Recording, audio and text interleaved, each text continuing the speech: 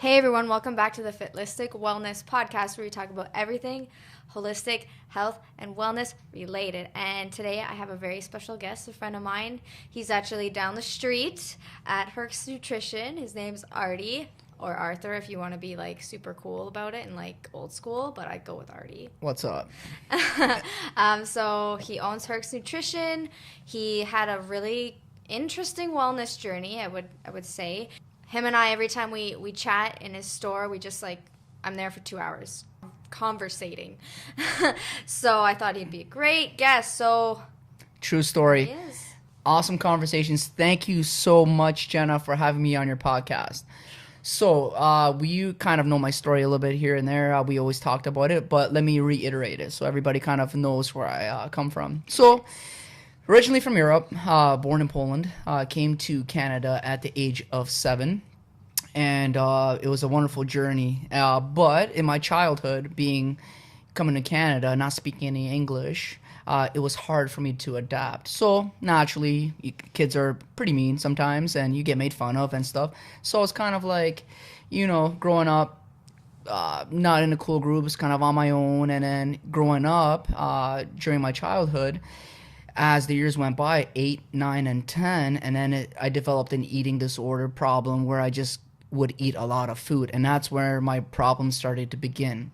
And I think it was stemmed from the sense that I was eating just to kind of heal myself, not being invited to the parties, not going out, and not being picked for the teams and stuff. So I turned to food, and that's how I got overweight. And not just overweight, I would say really severely obese. We're both short. We're both 5'5". I'm 5'2.5", but it's counting. 5'2". It's cool. I'm 5'5", not much taller. And I reached up to the weight of 220 pounds. So for me, that's huge. So my life journey through my teens and then all the way up to the age of 20. So I was pretty overweight, obese, sluggish. Still tried to play my sports, but always the last guy being picked on all the teams. Never got invited to any of the parties and that kind of stuff. And you always get teased growing up being overweight. Mm-hmm. And that kind of hurts too. When you're younger, you don't kind of know about that stuff, right? So obviously now I understand cortisol and I understand all the problems that come with it, right? Kind of binge eating and all that kind of stuff. Mm-hmm. And then not moving around enough. Yes, I still was active, but not active enough. So I developed eating disorder in the sense of not eating enough, just eating too much. You know what I mean? And then the weight just piled on. And then at the age of 20, it was my one of those years where it all changed for me. And I kind of briefly told you about the story back that last time we spoke. And at the age of 20, went over to my cousin's house. We're playing video games, and it was a hot, humid day. And I was playing. It was fun, all the cool shit we kids do. And then all of a sudden, I was sitting there on the couch, and I lost the feeling of my body, and it felt like it was an eternity. But it was probably about 4 or 5 seconds, and I thought I was having a heart attack.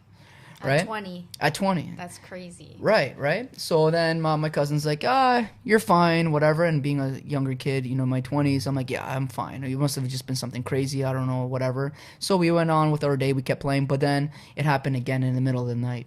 4 o'clock in the morning it happened. I remember this day clear as night. It was in Mississauga. And then I went to my uncle, and I asked him to drive me to the hospital at 4 o'clock in the morning because I actually thought I was getting a heart attack because it happened again. It woke me out of my sleep. That's crazy. Yeah. So I ended up going to the hospital, saw the doctor, they ran the tests, and then it wasn't a heart attack. It was just severe heart palpitations and irregular heartbeats. And he pretty much told me to lose weight. And that's when my story begins. So I went back, and then I started kind of freestyling it. I didn't know how to do it, right? But I did know something. I knew that I needed to hit the gym hard. So I signed up to the gym. I went every single day. I lost, so fast forwarding it, in the next year and a half, let's say, I lost about 80 pounds. But it was the wrong way now that I understand this science, right? It was not eating enough, starving myself, overtraining in the cardio sense. I didn't do any weightlifting. I was too kind of embarrassed at that point in time because I've never lifted any weights. So then that's kind of, I knew a few things. I needed to fix my diet. Then I did pretty much a keto diet, but I didn't know I was doing a keto diet. So I just eliminated all the sugar and the carbs. So I stuck to, and I kind of eliminated fats as well. And because I didn't understand keto at that point in time, right? So I did like protein meals, and I did a little bit of fruit here and there. So that was my little bit of sugar and carbs there. But I eliminated all the artificial sugars. I eliminated pretty much everything that was super loaded with carbs, anything like crackers, cereals, pastas. You know what I mean? I would still eat the potatoes. I would still eat things that were more natural. But definitely the weight fell off. The weight fell off. And then it got to the point where I was super skinny, shredded, but I had no energy, no power, mental fog. And now, brain fog, I see. Yeah, all that brain fog, right? I just didn't have any kind of energy to do anything. It was kind of like that endurance was gone after I lost weight. So then I bounced back and I started eating, and I thought like in all the magazines, oh, look at these guys, they're all shredded. Now I can go and eat whatever I want, and my body's just going to, fill in. And I started working out with weights, hooked up with the bros. Yeah. Hooked up with the bros and then started working out, and then I got overweight again. Not 220 pounds, but I did bump my weight back up to 180 pounds, and not like shredded ripped. It was still overweight. And now understanding my body, biochemistry, and everything else, I understood that my weight was about 180. So we will talk about that a little later, but the set point pretty much doesn't matter how much weight you lose or how much weight you gain. There's always a set point where your body always wants to return. And as we age, it does change, and that's how we naturally gain 2 or 3 pounds every year, natural weight gain, right? So that's kind of the story of these next 15 years that I'll love to talk to you about. Of course, and I'm waiting to hear about it because I love your perspective on all things like nutrition and food in regards to fitness and like overall health, because like I remember the other day I was in the store, and then you were talking about like the greens drink, and we were like, yeah, there's so many adaptogens, and I was talking to someone and was like, I don't even know what adaptogens are, but I think they're good for me, so I'm just gonna take it. And I'm like, it's fine, because like adaptogens just adapt, so you can't really overdo it. Oh, they're amazing. amazing. I want to get into like talking about that a little bit, because I know you read a lot. I read a lot, I study a lot, because it got to the point where so these next, like, let's say like next 6-7 years, after I lost the weight, I yo-yoed, the typical lose the weight, gain the weight, that the set point that I just talked about, right? Yeah. And I didn't understand anything. So then I started researching, because I was done with the magazines, because that's magazines are great, I guess, if you want to flip through pages. So it's all like Photoshop and editing, and like I find it's very unrealistic to look at as like a goal. Unrealistic, I'll tell you why. Some of the information they give in there does make sense, but a lot of it does not. Because a lot of these athletes that are in those magazines, there are a lot of, I'm not bashing it, because if you're somebody that needs it, steroids or anything like that in their life, then you use them, but it's not for the average person. So all these people look through these magazines, and people are on like 5 or 6 other substances. Yeah, they can eat whatever the hell they want, and they're going to be shredded. That's what I thought. I'm like, oh, I got skinny. I'm like, I got 6-pack. Now I'm going to be working out. I can eat whatever I want, and I'm just going to boom, blow up, and I'm going to look like these guys. But that was far from the truth, right? So then I started studying, and I was just sick and tired of the bro science, the pass me downs of the information of everybody, that's out there. The bro science. The bro science. And the bro science is, it's not nobody's fault, but it's the stuff that's been passed on generation and generation and generation. And there's no truth behind it. And then you ask somebody, like, why? And they can't give you an answer. So then I was like, well, I need to know more. And that's where it all began. So I started researching, and I started learning about adaptogens, botanicals. I started learning about hormones, organs, mindset, sleep patterns, all those things, because everybody always thinks losing weight, you just, go work out, just go work out, crush a lot of calories, get in a deficit, and you're going to get shredded and you're going to look a certain way. Yeah, calories to a certain extent matter. You want to gain weight, go in a surplus. You want to lose weight, go into a deficit. But there's so much more. You need to heal your body. Exactly. I love that. You need to heal your body. And the biggest problem with our society is that everybody's treating symptoms. No one is really fixing the cause is. And you can go to a dietitian. You can go to places, and everybody always prescribes you stuff and take this, take that. Even when people come into my supplement store, you know what I mean? You know me. You hear me speaking to people. They ask for the magic pill. And I'm like, listen, how much water you drink? What's your sleep like? What's your nutrition like? What's your environment like? Tell me about everything. You know what I mean? Tell me about your things. And then, you know, maybe you want to add a few supplements here and there to make the process a little bit easier. But you have to fix everything. But they're also called supplement. So stuff like collagen or anything like probiotics or digestive enzymes, you cycle them, right? You do it for a month, take a couple months off, and then learn about how to do it through nutrition. You know what I mean? Eating probiotic and prebiotic foods and learning how to fix our organs, fixing our gallbladder, our insulin, our thyroid, all that kind of stuff, right? Which I want to talk about actually in a sec, right? So from moving from that, you know what I mean? From learning all of that, and then I went into this rabbit hole that I kind of talked about is because it never ends. And I'm still not done learning, and I don't think I'll ever be, because science is beautiful and science is constantly evolving. So whatever we know today, I'll be the first one to admit, you know, 3-4 years ago, I used to preach something a little bit different, but that's what I've been taught.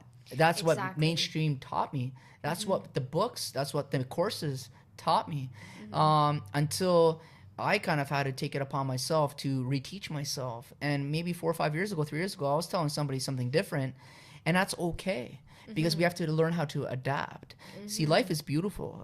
Changes will come in any sense, nutrition or anything they do in life. It's just how we adapt, right? And adapting is a huge part of our life.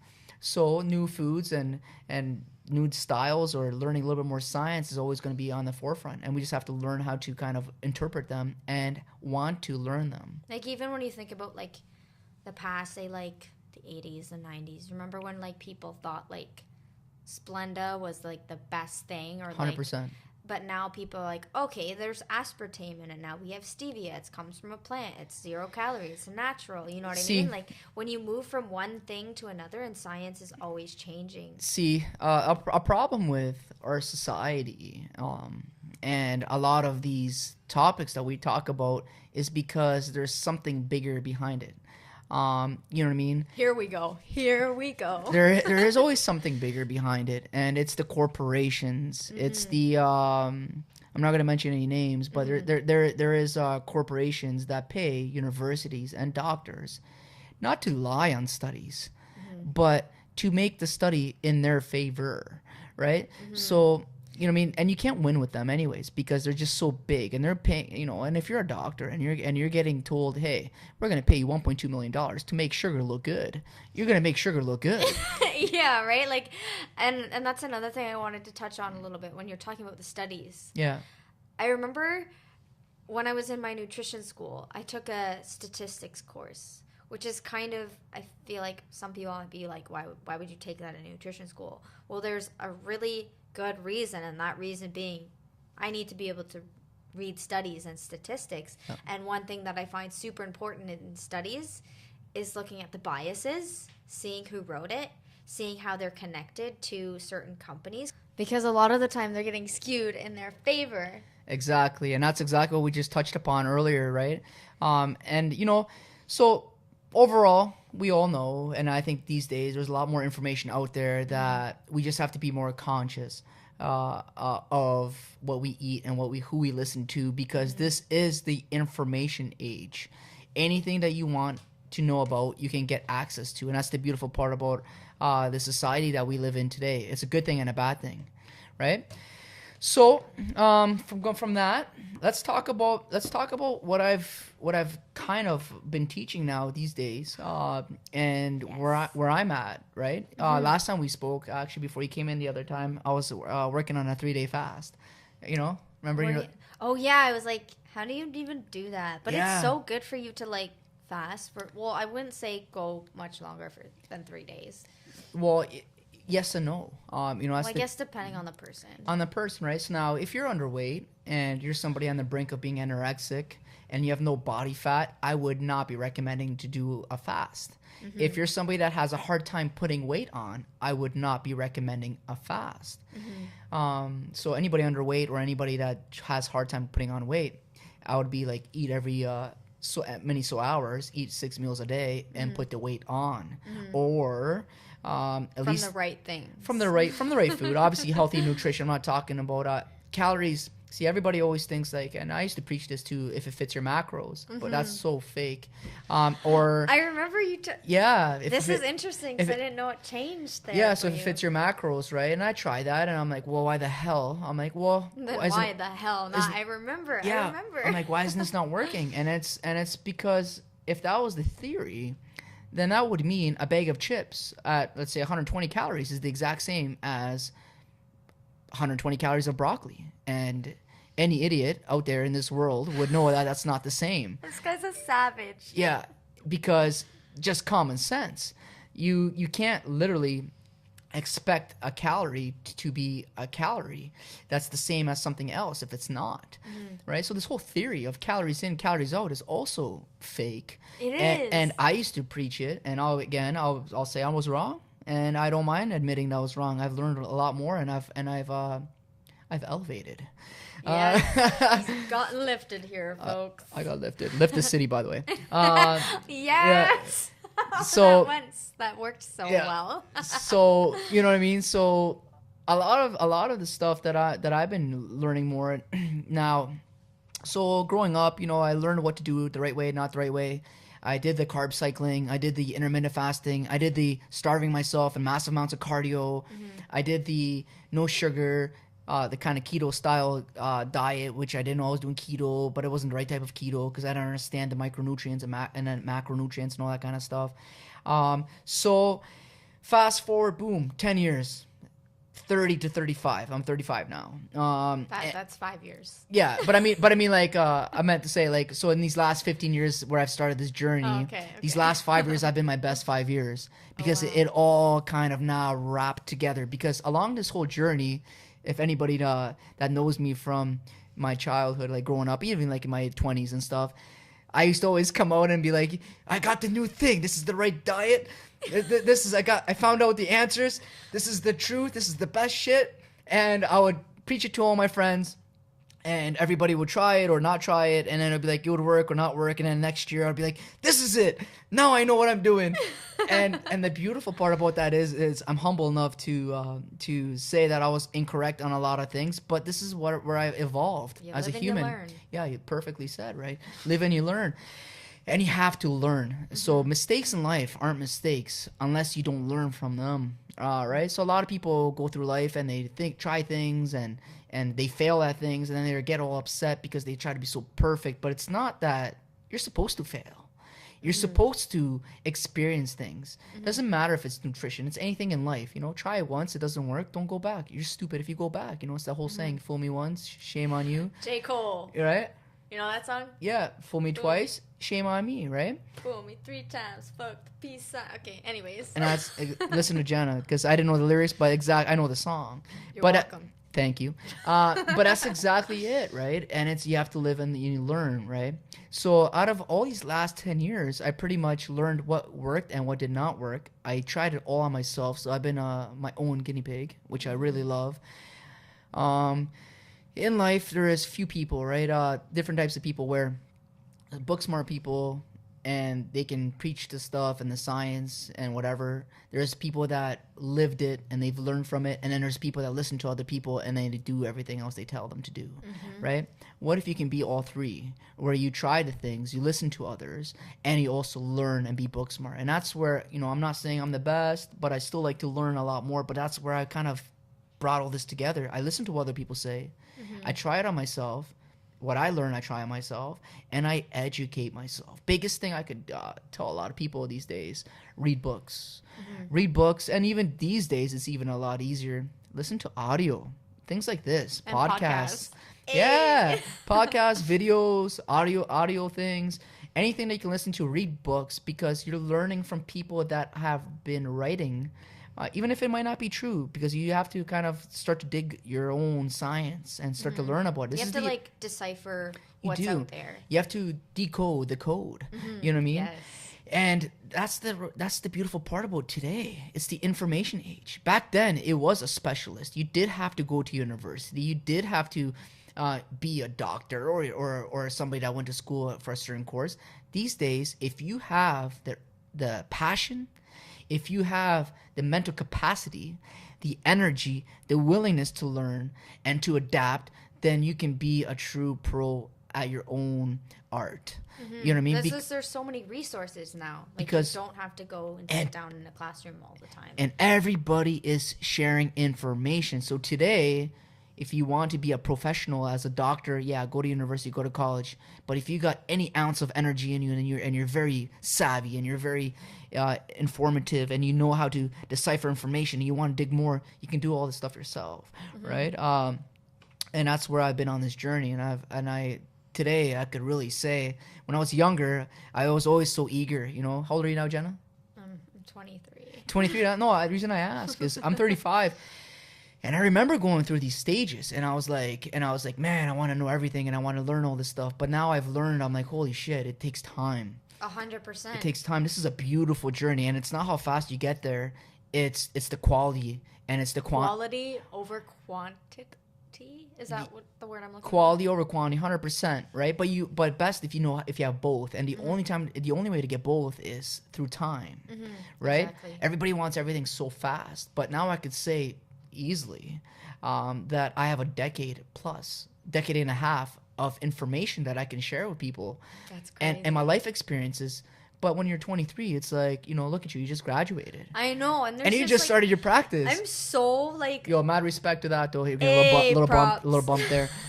Props to that because you're already in this spirit of doing these things, and you're only 23. I wish I was doing these things, but again, when I was 23, a lot of this stuff wasn't around. Technology wasn't this advanced. We just talked about when we had a little technical difficulties.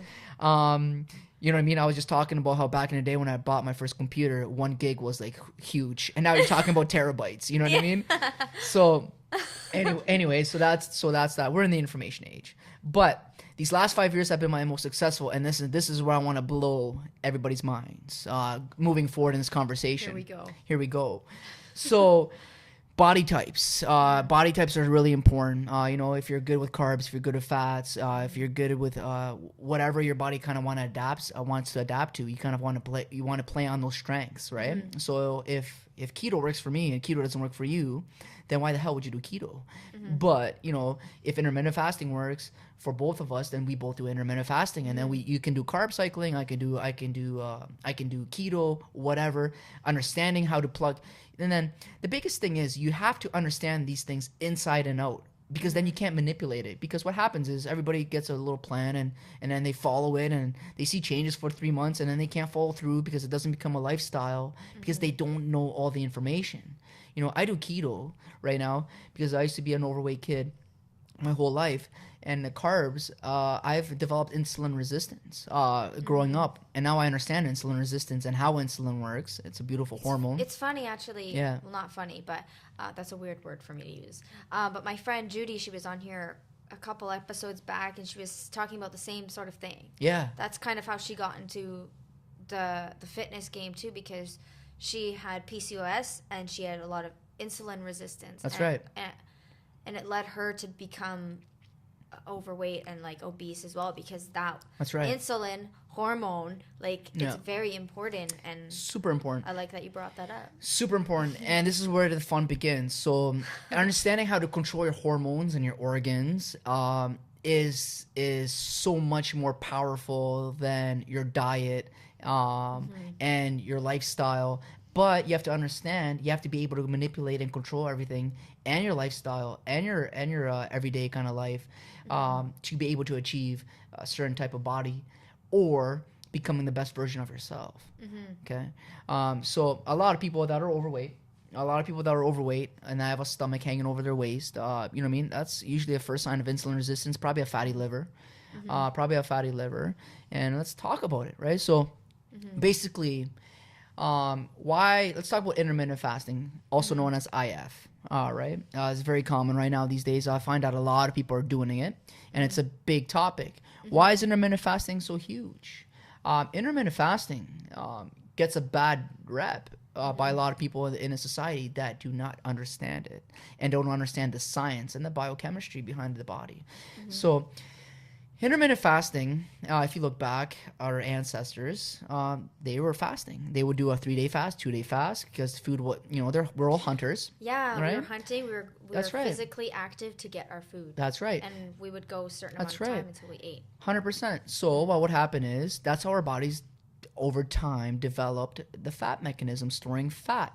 Right? And we'll get it all into this. So your body stores fat as a defense mechanism, just in case you have to go through days on end without any food. Then your body wants to always store fat, and that's your cushion. Because if you don't go for 3 days without food, guess what?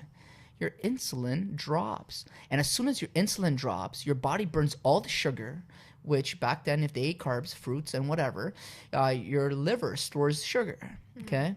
And then your muscles store glycogen. Right? So glycogen in the muscles is phenomenal. That's your energy, that's your power. But you don't have to burn through all of that to achieve fat burning. You just have to make sure your liver is depleted of all the sugar, right? So as soon as your liver is depleted of all the sugar that's been stored there from all the carbohydrates or any of the sugary substances, that's why these days everybody's getting overweight and obesity is skyrocketing. It's insane. It's because there's so much artificial stuff going around and everything's hidden sugars. And everything's filtered through the liver. And your liver is your everything, your cleaning mechanism, everything that, even the air that we breathe in, everything has to, all the toxins will go through the liver, 100%. Right? So when there is sugar present in your liver, you will never burn fat. You can create a deficit. You can create a deficit, and you can overwork your body, and you can create a deficit, and you might lose a little size here and there, but you truly aren't attacking the fat. So how do you attack the fat? If you've stored enough fat and you take away your food for a day, you can do a full day, you can do a 2-day, you can do a 3-day, which is wonderful things start to happen. We'll talk about it.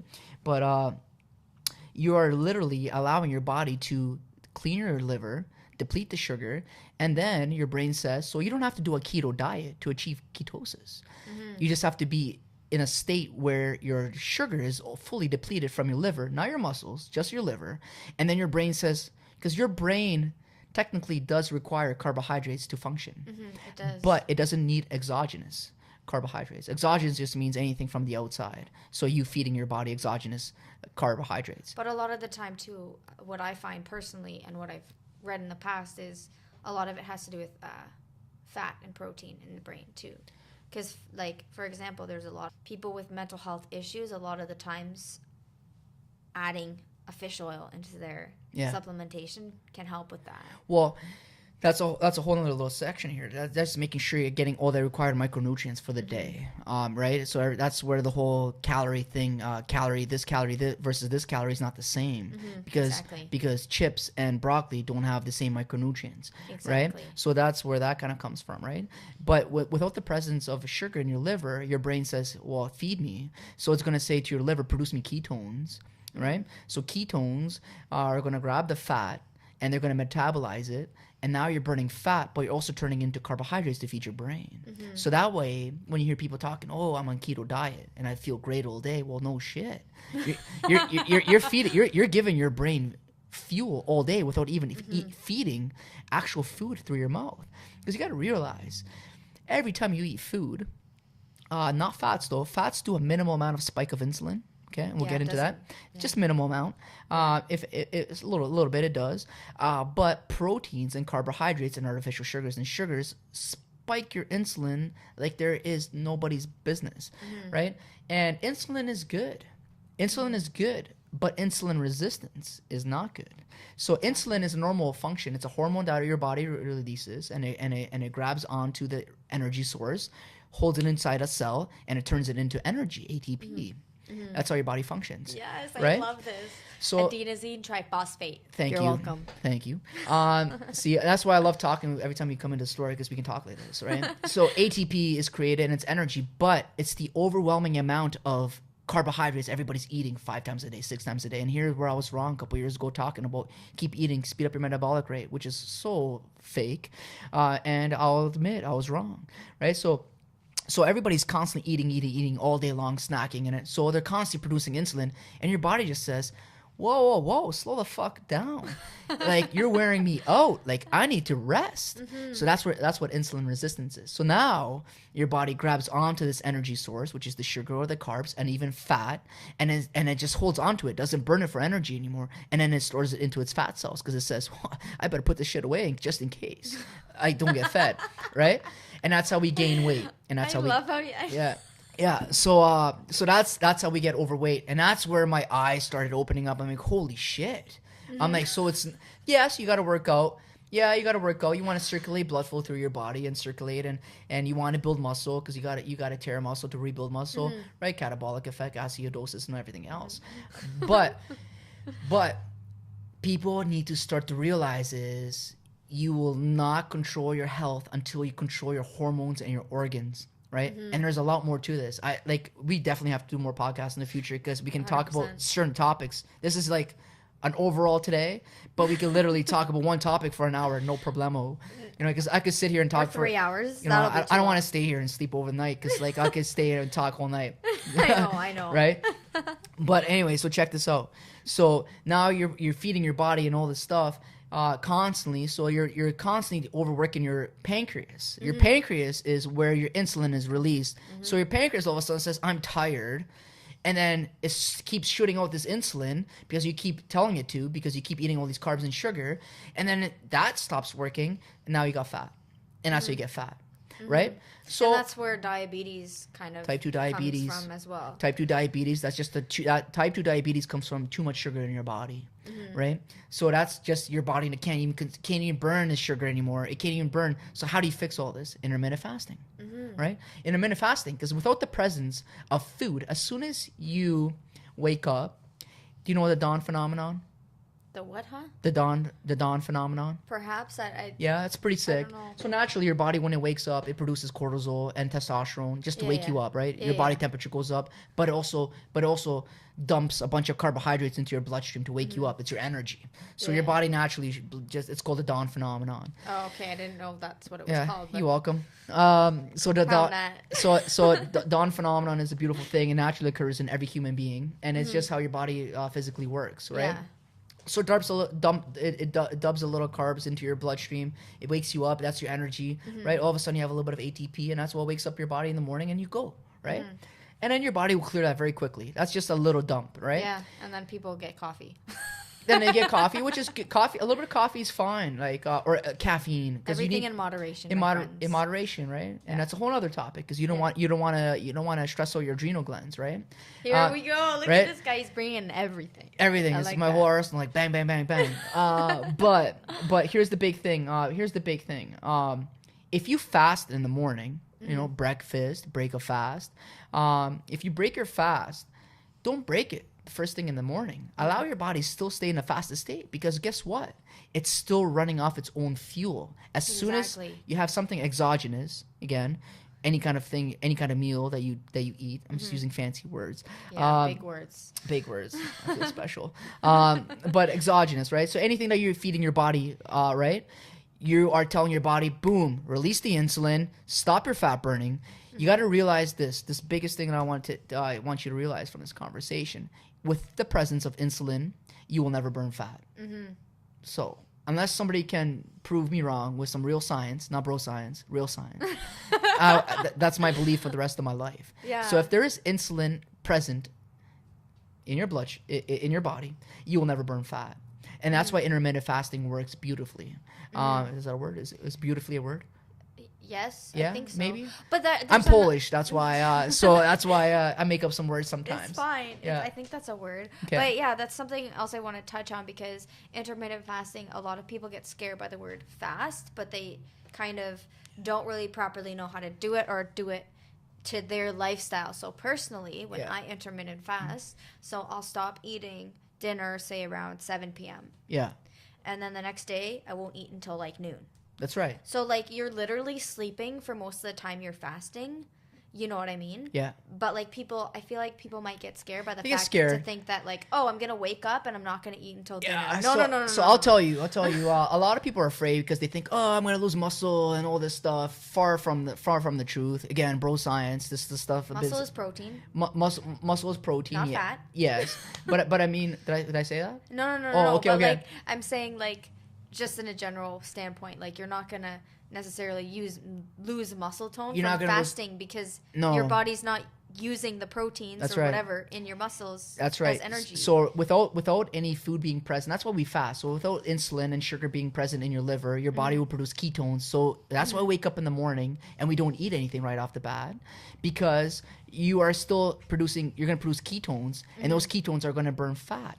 So Yeah. until your first meal, till 12 o'clock or 1 o'clock or 2 o'clock, however you want to do it, because there's different types of fasts, right? You will keep burning fat as energy and fuel until you eat your first meal, because then you're going to wake up the insulin, right? The insulin's going to start to shoot out. It's going to say, oh, grab onto the sugar and carbohydrates. You grab those, store them inside the cell, burn it for energy, and boom, you got energy. But you just stopped the fat burning process, right? So now, if you're super overweight and you got lots of food stored, which is aka fat, you know what I mean, you can fast and you don't have to be afraid of fasting. Now if you're somebody that's on the verge of anorexia or super skinny and have a hard time putting on weight, or like a really quick metabolism, probably not or a the really best idea. or a really fast metabolism, you probably would not want to use this strategy, right? I feel like something I need to really mention is take everything what we say as with a grain of salt. Is that what I'm trying to say? Is because everyone's different. Everybody's different. And I think that's really important and to mention, because like well, exactly everyone's body type is different. It's just like just 100%. sort of recommendations for certain 100%. And this is just stuff that I've taught myself and clients, and you know what I mean, and science that I've researched. And it's just, this is not anymore. This is not stuff that's written in magazines. This is real research. real science, how your body actually works. Yeah. So I'm taking stuff that I've learned from doctors and bringing it together in the fitness world, and now and applying it, right? And nutrition. Everything, right? So the whole thing about intermittent fasting, it's great to burn fat. Now again, if you're somebody that's super skinny or underweight or has a fast metabolism and you have a hard time putting on weight, you probably would not want to do that. But you got to realize too, back in the day, even like 30, 40 years ago, until the modern diet, you would only eat 3 meals. You would wake up everybody intermittent fasted, just they didn't know they were doing it. You would eat a meal at 8 o'clock in the morning, breakfast, let's say, standard. Then you'd eat lunch 4 hours later at 12, and then you'd eat dinner at 4. Look at that. That's an 8-hour feeding window, and in 16 hours, you're not eating. That's why nobody was overweight. Nobody was overweight because they were intermittent fasting, because you got to realize is that I know I'm being very repetitive, but every time there's insulin present, you're never going to burn fat. So people used to never snack back in the day. They used to eat a proper meal, 8 o'clock, 12 o'clock, and 4 o'clock. Breakfast, lunch, and dinner. And even like looking back at our ancestors, right? Like the hunter-gatherer That's right. thing. So like in between, they would have like their meat, right? Like whatever they hunted. In between, they would eat whatever they could sometimes salvage. Like for example, like, oh, there's some lettuce, let's go just eat that. Like, yeah, you know what I mean? and you would hunt and you get a big catch and you eat that big ass meal and you would have food for 3-4 days, and then sometimes you wouldn't eat for 4 or 5 days. So in that time that you didn't eat for 4 or 5 days, whatever your body stored excessively, now your body's fueling itself off of that food, right? And genetically, the way we were evolved as human sapiens, you know what I mean? Sapiens. The sapiens, human, whatever, right? We evolved to create these beautiful bodies and stronger bodies, and we've evolved to be these phenomenal machines, right? So without the presence of food, let's say you did like a 4 or 5 day fast, beautiful things start to happen. Right? Prolonged fasts are phenomenal. Autophagy occurs. So this is why people are scared of fasting, let's say. Because, oh, I'm going to lose muscle. Oh, it's not healthy for me. I'm going to die. No, you don't die.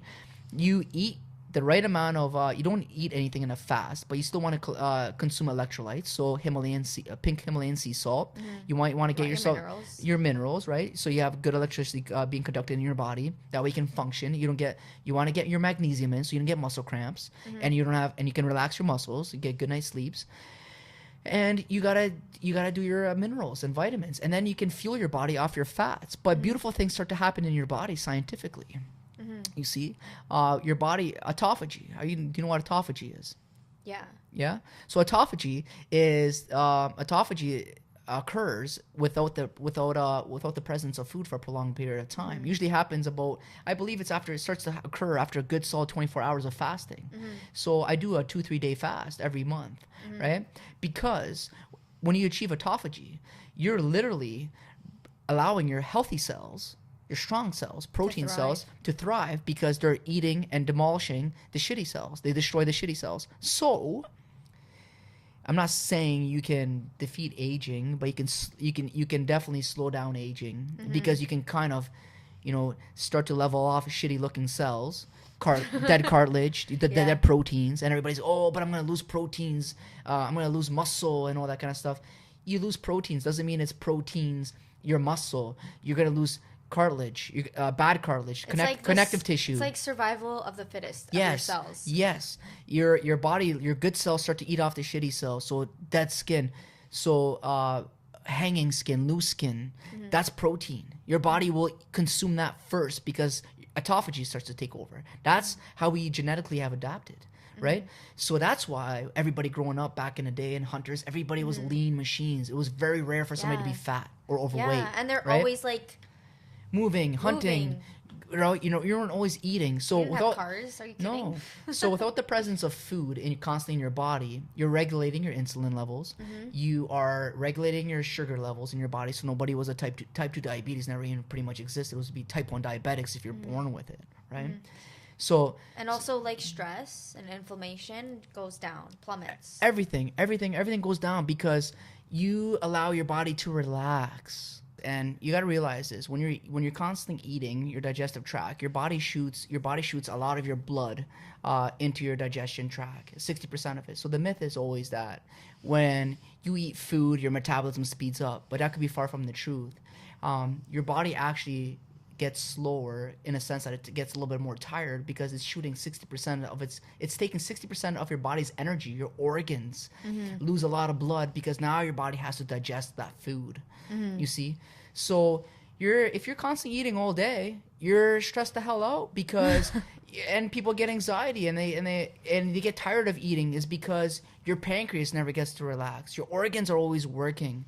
Your pancreas is always releasing insulin. Then insulin resistance occurs when you're constantly doing the sugar. So that's where the bad diets come into play, where you're constantly bashing the shit out of your body, and then you naturally will keep getting fatter and fatter and fatter. And then people starve themselves and do these bad diets and then eat these calories, and it's the yo-yo effect, right? Where you lose weight, you gain weight. You gain weight, you lose weight. And it messes your hormones up too. Like it does. What we talked about earlier in the podcast is about the set point, right? You gotta heal your body first to be able to achieve a certain body type, right? If you're trying to gain weight or lose weight, you have to change the set point. So the set point is where your body always wants to kind of return to. If you're somebody that has a hard time gaining weight, let's say you put on 20 pounds, if you stop eating a certain amount of calories, your body's going to want to return to where it finished. Or where it started, I mean. Versus if, when I lost my weight originally 220 pounds, and then I got down to 140, 135, wherever it was at, and then all of a sudden I started eating, thought I was going to be like, shredded and still maintain my size and shredness. Boom, my body returned back to 180. And every time I lost 5, 10, 20 pounds, my body returned to 180. But recently I fixed my set point, and the fatter or overweight that you've been for the longer period of time, the worse your hormones and your organs are, right? So it's going to take you a little longer to fix that set point, but it's very doable. So I think more importantly than regardless of weight, really, it's more so like looking at your health before that, and everything else will fall into place. Because if you give your body the right fuel, the right nutrients, the right everything, you're just going to be like, you're going to have, well, not necessarily have no health issues, but like there's so like being overweight is a symptom. There's so many other things that are way more important that affects that. That's a symptom. And like what we're doing in the diet culture, we're looking at the symptom. We're not looking at the cause. That's right. So you said it so nicely. It's just beautiful. Good job, Jeff. Yeah, nice pat on the back. It's what we said earlier, and it's exactly to the T correct. Because everybody is trying to fix the symptom, which is the way you look on the outside. But if you find the cause, which is you got to fix your hormones, you got to fix your pancreas, you got to fix your adrenal glands, you have to fix your gallbladder, you got to fix your liver, you got to fix your thyroid. Mm-hmm. Once you fix and you get a full control on all of those things through healthy nutrition, good lifestyle, you give your body the chance, the opportunity to heal itself, not in a month, not in 2 weeks, not in 2 months, not in 3 months, 6 months to a year, and then it becomes a lifestyle. Yeah. Then the way you feel and then the way you look will be a byproduct of what you fixed. And that's exactly what you said. And it's you're fixing the cause, the root cause of the problems, not the symptoms. So, and right? Another thing I should mention, the external, your appearance, whatever you're worried about, like, it shouldn't matter, because internally, how you feel and maybe even a weight, looking at symptoms again, like, that's just what's the word I'm looking for? It's superficial. It's the end. What's going on internally is showing externally. Let me reverse that a little bit. Everybody that's these social media and all that kind of shit, it's so superficial because you got shredded, and yeah, but you also did this steroid and you did that to stay shredded like that. You did this cutter, that cutter, this steroid, that steroid, and you ate like shit because you felt like you could eat. That's where if it's your macros or whatever, you can eat whatever the hell you want. Yeah, but you're only achieving that. What happens to your body when you get off of those substances? You not only damaged every single hormone and organ in your body, and you can't function properly. You get fat. You get fat. So everybody shrinks, and then everybody gets gets all depressed and shit, and they all want to kind of get back on the substances, and that's the only thing that we all know in the mainstream, right? And what you said is so beautiful, is because that is the truth, right? It's that byproduct of. It's that symptom of, look at me, I look a certain way, but am I essentially healthy? Are my organs healthy? Am I healthy? Just because you look a certain way doesn't mean you're healthy. And it works the opposite way too. Yeah. Like, people will look at, for example, super thin models, but you know what they did to get there. That's you know what I mean? It's not natural. Yeah. Well, that's why mental health is through the roof, right? That's a whole other topic as well, because if you do not get the micronutrients that are required into your body, well, guess what? Anxiety, depression, maybe the way you think of yourself, like bad talk, all that, not loving yourself, all those things come into play because everything's not working properly. Your hormones are out of whack. Your brain's not firing the right way. And that's why we need all the minerals and vitamins every single day. And that's where the good nutrition comes from. So if you're doing a keto diet, or if you're not doing a keto diet, but you're doing it with intermittent fasting, or you're not doing intermittent fasting, you're eating a healthy diet, which it consists of all your minerals and vitamins that come from your salads, that come from the right vegetables, that come from the right proteins, right? Because you still need to consume a little bit amount of protein, so you can keep a positive nitrogen balance. Nitrogen is only found in protein. And if you don't have enough nitrogen in your body, you're going to lose muscle mass, right? But if you have enough protein just to maintain a positive nitrogen balance, you're going to maintain your lean muscle mass, right? And the autophagy, what we talked about earlier, during a fast, it literally protects your muscle mass. It protects everything. And your growth hormone, let's talk about that. Your natural growth hormone skyrockets. Yeah. It skyrockets. So without the presence of food and doing intermittent fasting, your body says, whoa, protect me. So autophagy kicks in and kills off dead cells and recycles dead cells.